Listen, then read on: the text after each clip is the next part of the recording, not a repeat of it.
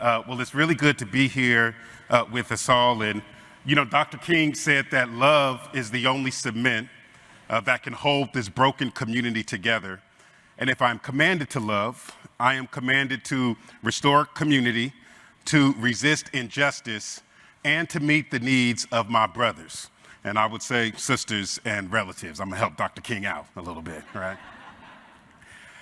But I think the challenge that we have in our world as things are changing rapidly is how do we really foster belonging in a world that is changing at the speed that it is? Dr. John Powell at UC Berkeley with the Othering and Belonging Institute talks a lot about what's really happening for us all collectively, not just here in the United States, but around the world, is we are responding to rapid changes around technology and environment, politics, our shared story. And what's happening, because we're social mammals, is it's creating a level of stress for us. And usually the way that we respond to that stress is through breaking. And one of the main ways we break is through othering.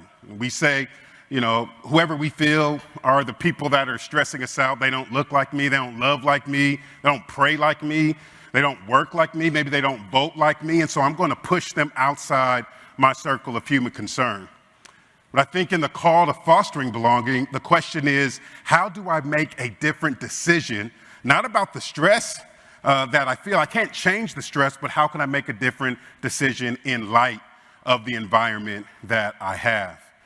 And life is certainly going to keep giving us moments to make brave decisions. I had one of these moments. This is the community that I moved into 15 years ago in East Oakland. At that time, it was called the Kill Zone. It's the majority of the gun-related homicides in Oakland happened in this neighborhood. And so I moved in with my wife and 3 daughters at the time. This was back in 2008. And on these steps, I had a moment where I came up and there was a brother sitting there on my steps. And so, I told him, hey man, can you get off my steps, right? And he was like, why you always gotta say something about me being on your steps? And I said, because these are my steps, and we would do this back and forth often about why he was sitting on my steps. And then my wife would come home and then she and I would have a conversation about why he was sitting on the steps. And in my house, we don't have arguments. We have what we call intense fellowships, right? Some of y'all know about, about that, right? So any intense fellowships in the house, right? So we'd have those, and so one day I go out and, he's back there again. I come home and I say, hey man, you're on my steps again. Here we go. We're getting ready to start our thing. And then I paused and I saw something in him. And I think when he saw me paused, I asked a different question. I said, why are you on my stairs? And when he saw that I was actually making the space, he looked at me and he said, man, no disrespect. I used to live here. And I know you own the house now, and your wife and daughters, y'all are coming in, but my mother has passed. And I come sit here every day when y'all leave because this is the only place I feel like I belong. And here I realized in that moment, 2 black men, one coming in the neighborhood, one born in the neighborhood, our stories were intersecting in a way, and we both were looking for belonging, but the forces and the environment had put us in conflict unless we were willing to make a different choice. We're in experiences like this right now, even when you think about our political climate. The polarization we have in our nation that is making it difficult for us to find ways to bring people together. The Lethal Mass Partisanship Study said in 2019, polling people across the country, that 15% of Republicans said the country would be better if the majority of the Democrats just died. Now, 20% of Democrats said they believe the country would be better if the majority of the Republicans just died. Now, nobody's saying who's killing all these folks, right?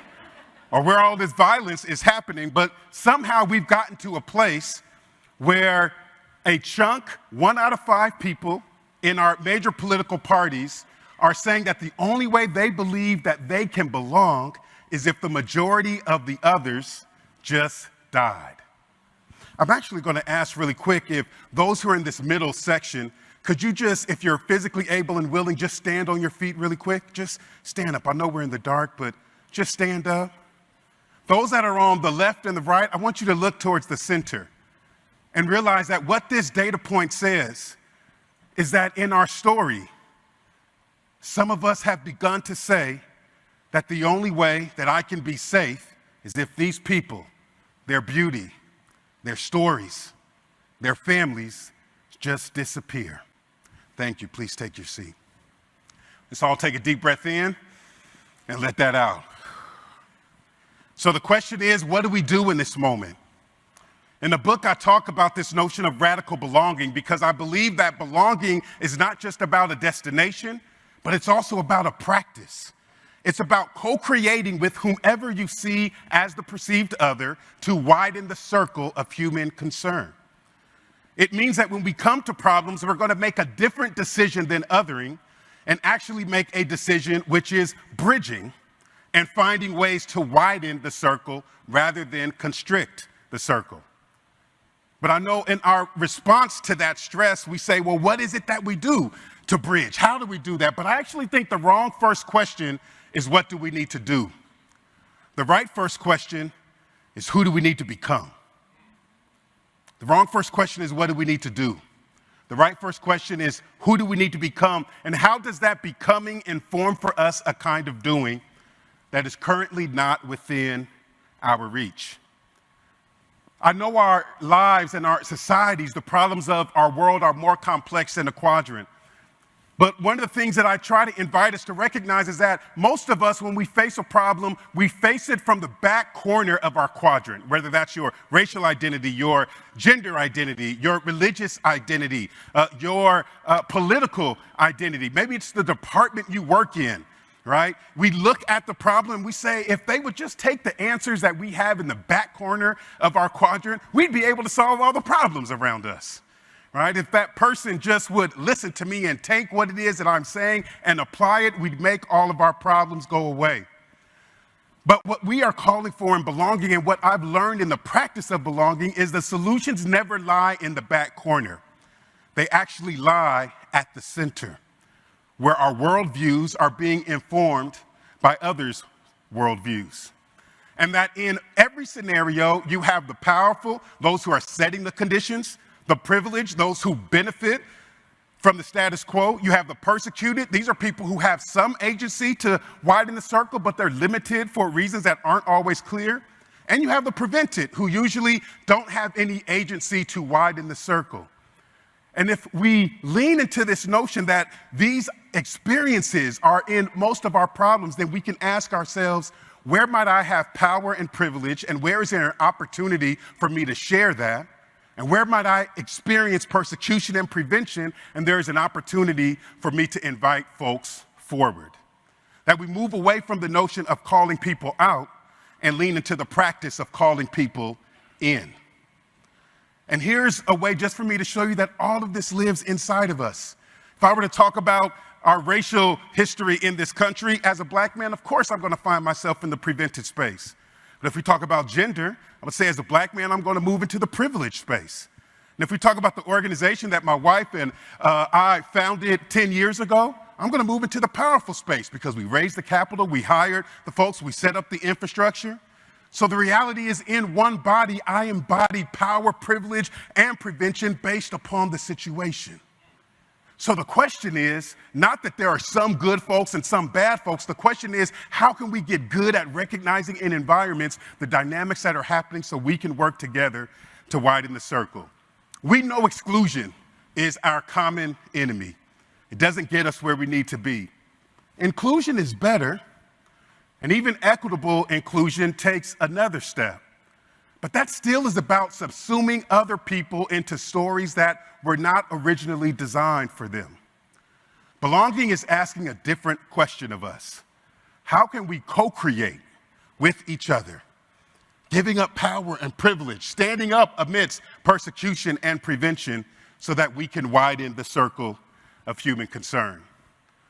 In every great movement that's happened in the United States of America, and I would argue in most that I've had the privilege to study around the world, this practice has been present. So I close with this. In the Christian story of Jesus of Nazareth, he runs into a man who is ill.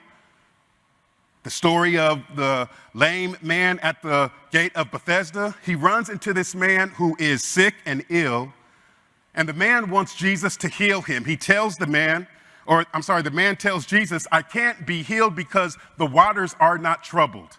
And he believed that an angel came down to trouble the waters so he could be healed. But in the story, Jesus tells the man that his problem is really in his mind, and that if he would change his mind about his potential, he would find the healing that he needed. I invite us to think about, may we change our minds about each other and this moment and work together to widen the circle of human concern. Thank you.